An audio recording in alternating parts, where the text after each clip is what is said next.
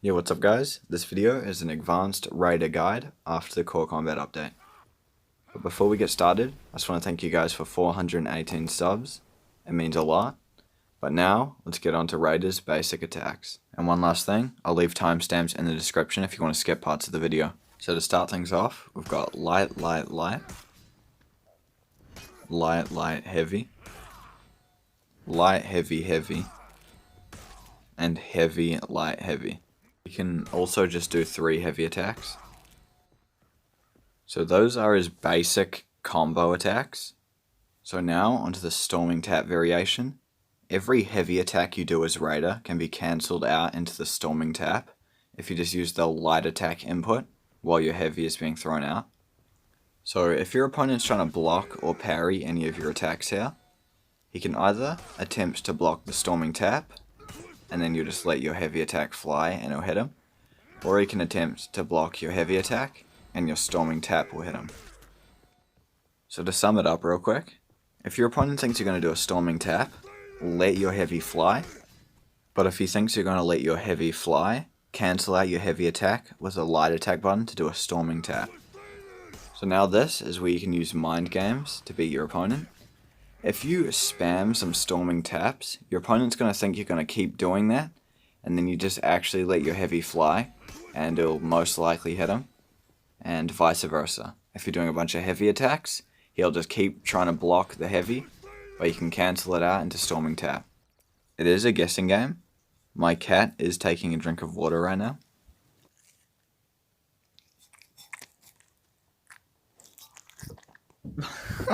Anyway.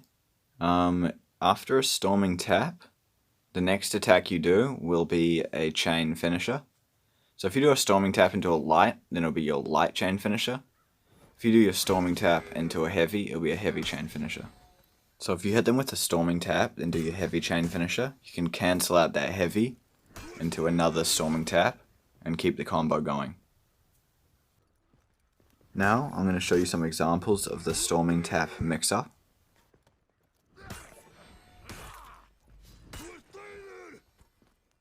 This is a real basic demonstration of what you can do with the Storming Tap mix-up. I'll get to more advanced stuff later on in the video. So now, I'm going to show you guys his zone attack, which is unblockable and does 22 damage.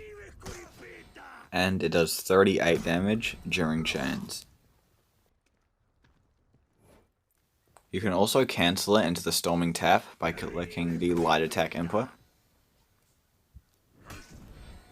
You can do this for both variations of the zone attack. And you can also cancel it out into a guard break by clicking the guard break button after you do the zone attack. You can do that on both variations as well.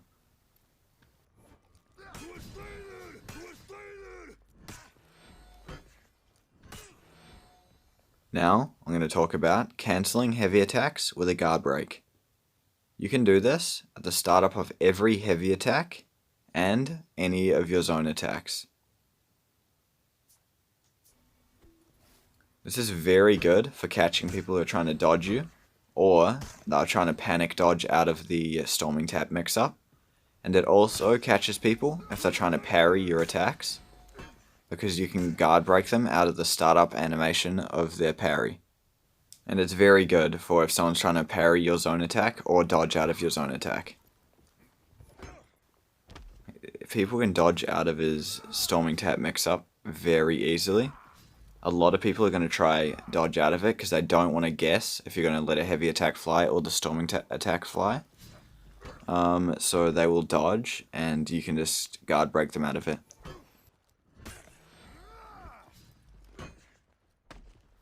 Now, onto Raider's uninterruptible chain attacks. Raider's heavy attacks during chains are uninterruptible. This is one of the things that makes Raider very strong. He's got the second best uninterruptible attacks in the game, just behind Berserker. Raider's hyper armor on his attacks start almost instantly. So he is very good at trading attacks with his opponents.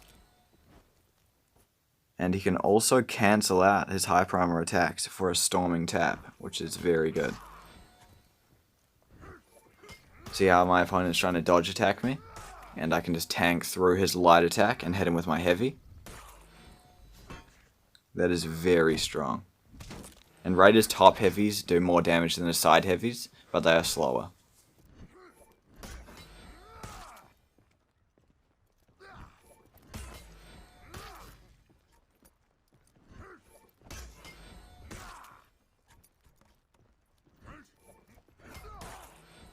Now, for some advanced tips for the Storming Tap mix-up. So you know how you cancel your heavy attack with the Storming Tap? Yeah, well you can do that delayed.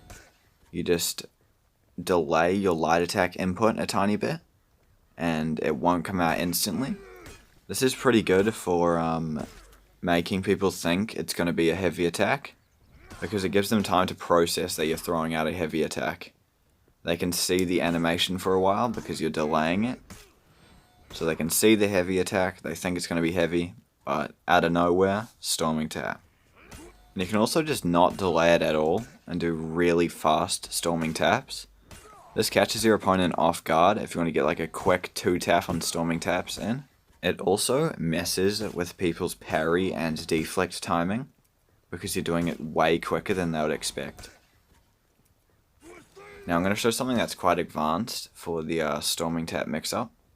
Instead of cancelling out your heavy attack into the Storming Tap like I've been showing you before, you can feint out the heavy and do a light attack in the opposite direction. Because people think it's going to be the Storming Tap, so they block up or block in the direction of your heavy attack. But if you feint out the heavy and do a light in the opposite direction, it adds another thing they've got to watch out for. And add your unblockable attacks into that, and your guard breaks. If they try to dodge out of your mix-ups, they'll get destroyed.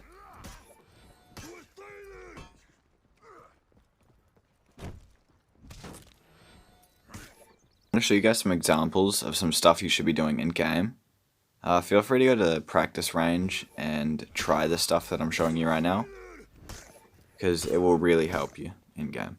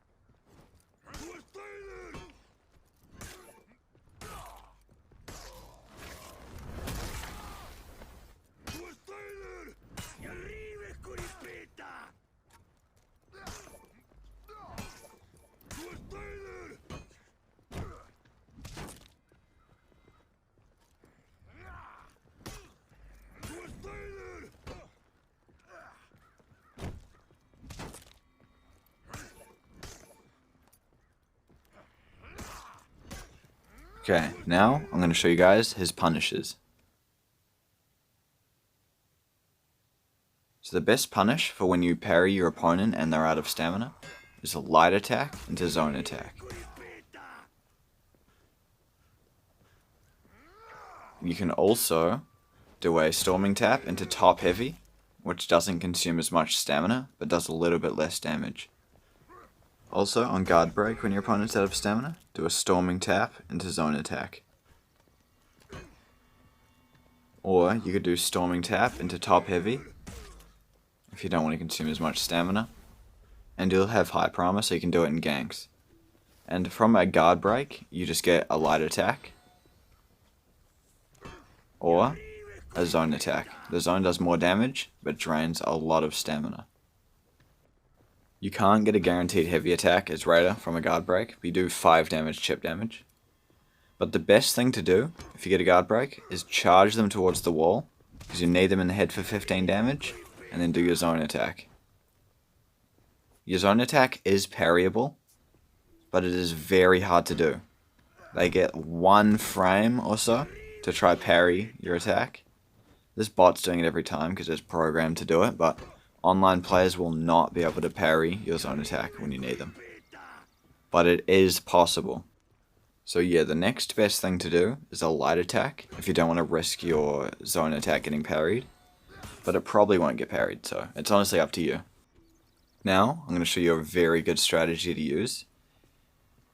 If you need them in the wall, you can do your zone attack and cancel it out into a guard break. Because a lot of the time your opponent's going to try parry your zone attack because they know it's possible.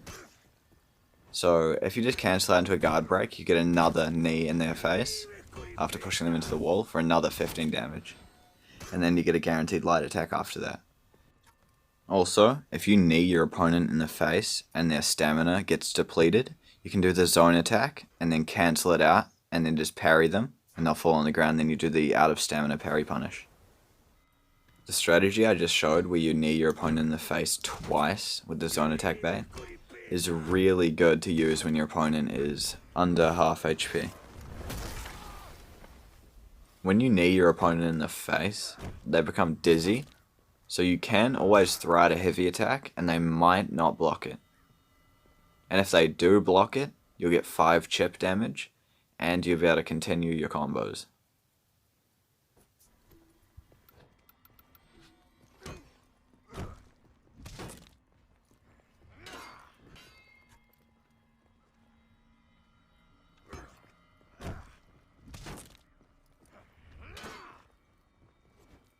But if your opponent's aware of where your guard is, they might try to parry it. So you can just cancel it out into a guard break again and ram them into the wall.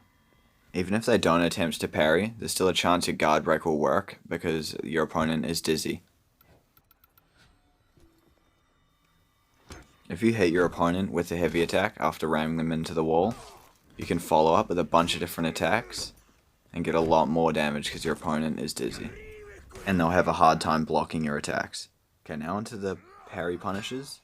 Heavy parry punish is just a light attack.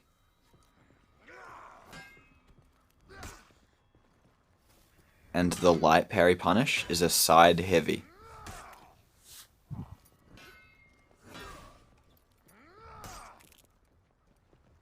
Now for the guard break punishes when you're close to a wall, it's a side heavy if your guard was on that direction before you guard broke them.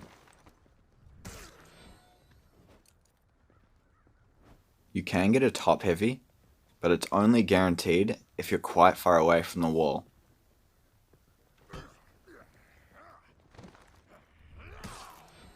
Now, I'm going to talk about Raiders' frame advantages.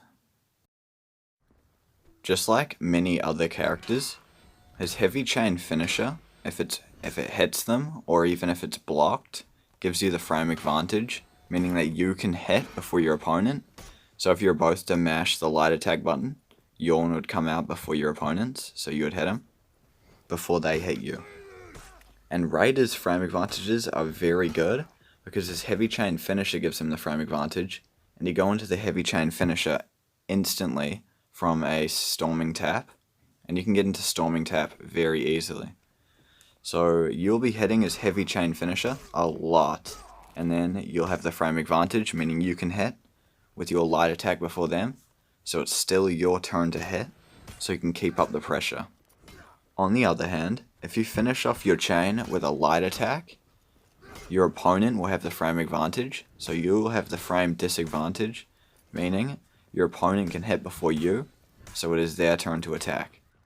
So in my opinion, it's best to use the light chain finisher only when you're low on stamina and you're willing to give your opponent a turn to attack.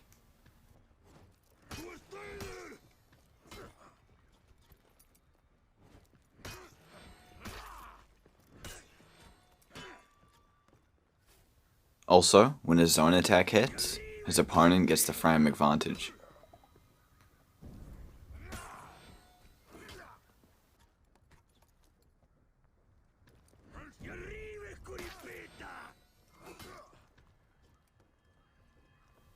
Now I'm going to show you his running attacks. First, we have the Stampede Charge.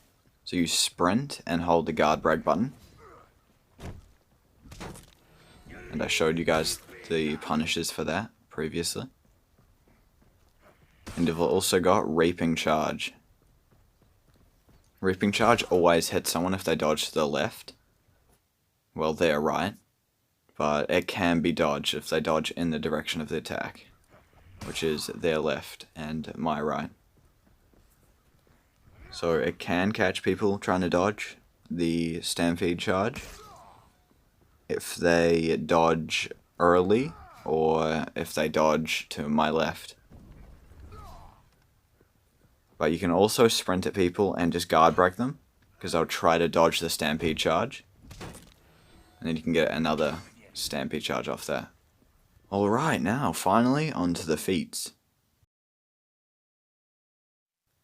Okay, now onto the perks and the feats. Yes, I know my outfit 1 is kinda strange. But yeah, outfit 2 is my serious outfit. I only use one perk, and that's Devour. Upon execution, heal an additional 10 health.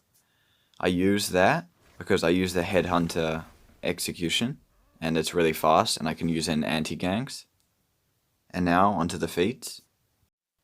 For the first feat, I always use Tireless, because losing stamina at a slower rate is very helpful, especially because Raider can just keep hitting, using his frame advantages and his Storming Tap mix-up. No one can stop him, so having more stamina is definitely helpful. And sometimes I use Rush because it's kind of fun, but it's pretty bad. Now for the second perk, I use Bear Trap, because that, in my opinion, is the most fun. Competitively, probably Inspire is the best. Because you are a Vanguard, you should be playing the B objective, killing all the minions. Yeah, and I combo Inspire with body count, so I heal for killing minions. And sometimes I use Marked for Death, that can be kind of fun as well, but we'll skip that. Onto perk 3, I always use Second Wind. Always, that is a must-have for me. Unless I'm playing objective once again within Battle Cry, but even then, I don't use Battle Cry, to be honest. I just stick with Second Wind, I'm too used to using it. For the fourth perk, I use Fire Flask, but sometimes I use Stalwart Banner, because it's really fun to use in anti-gank situations. It can keep you alive for much longer. You never use Slippery, ever. Like, literally ever. Never ever use that. Fire Flask is just the meta perk. So, yeah, that wraps up this video. You have no idea how long this video took to make. I've been up all night editing, and I started like a couple of days ago, but I've been on that grind, so I'd appreciate it if you guys subscribed, and yeah, like the video and leave a comment.